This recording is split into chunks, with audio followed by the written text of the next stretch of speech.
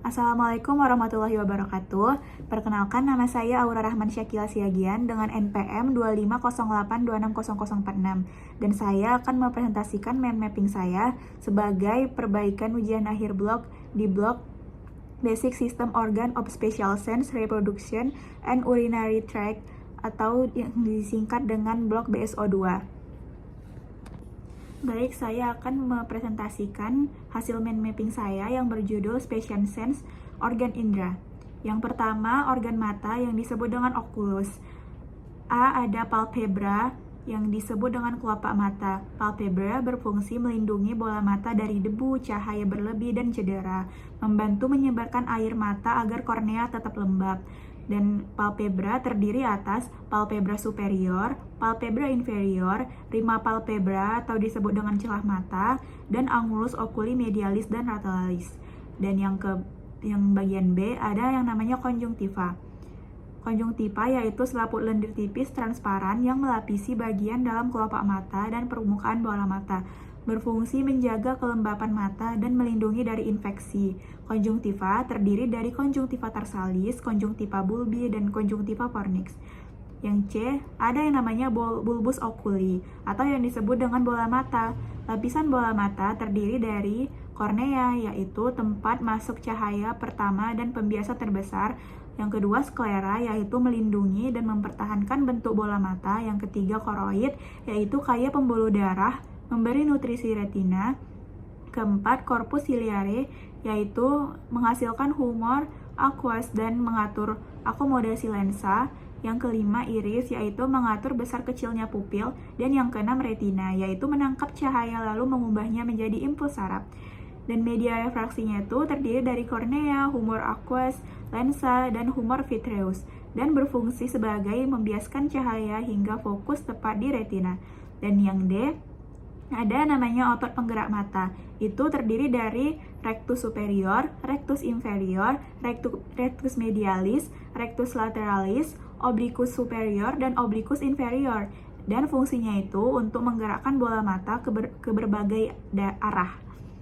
Lalu yang itu ada pembuluh darah. Pembuluh darah terdiri dari arteri optalmika yang berasal dari arteri carotis interna dan menyuplai retina, iris, corpus ciliaris, konjungtiva, dan kelopak mata. Yang ke F ada macam-macam persarapan. Macam-macam persarapannya itu terdiri dari yang pertama nervus opticus, yaitu nervus yang kedua sebagai penglihatan.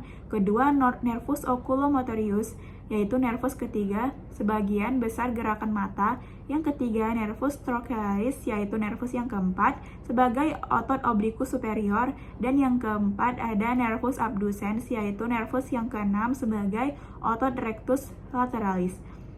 Yang kedua ada organ telinga atau yang disebut dengan organ auris.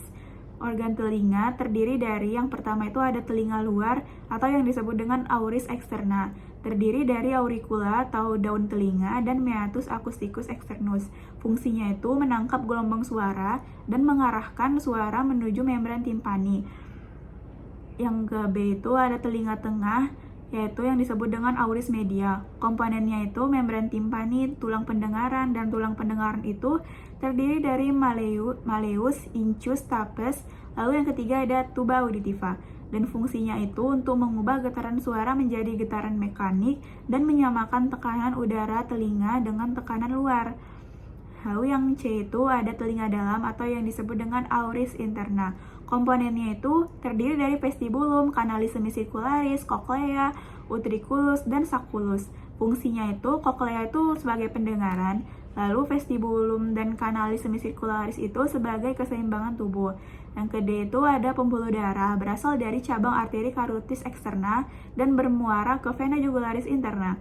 Lalu ada persarapan.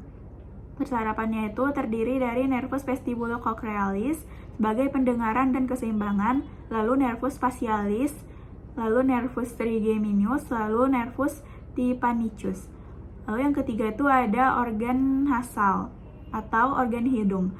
Organ hidung atau organ nasal terdiri dari yang pertama itu hidung luar yang disebut dengan nasus externus. Penyusunnya itu ada os nasale, cartilagonasi, alanasi, nares, dorsum nasi, dan columella. Berfungsi membentuk jangka hidung dan jalur awal masuknya udara. Yang B itu ada rongga hidung atau disebut dengan kafum nasi. Komponennya itu terdiri dari konka superior, konka media, konka inferior, meatus superior, meatus media, meatus inferior, septum nasi, dan vestibulum nasi.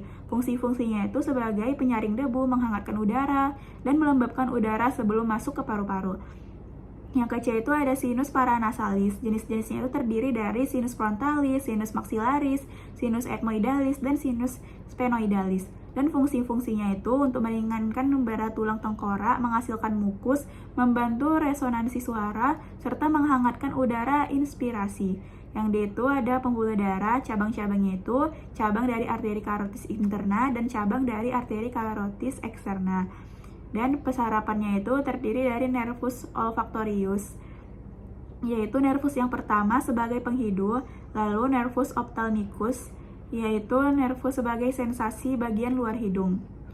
Dan adapun referensi-referensinya, saya akan membacakan referensi yang telah diambil dari buku ataupun jurnal. Yang pertama itu dari Tortora G.J. and Direction The Principles of Anatomy and Physiology 16 tahun at Hoboken Wiley tahun 2021. Lalu Snell R.S. Clinical Anatomy by Regins 10 tahun at Philadelphia Walters Kluwer 2019. Lalu Guiton A.C. and Hall J.E. Textbook of Medical Physiology 14 tahun at Elsevier tahun 2021. Dan ada Moore Kyle Daly A.V. and Agur A.M.R. Clinically Oriented Anatomy 8 tahun at Walters Kluwer tahun 2018. Sekian presentasi yang sudah saya sampaikan. Saya mohon maaf bila ada salah kata ataupun kalimat. Lebih kurangnya terima kasih. Assalamualaikum warahmatullahi wabarakatuh.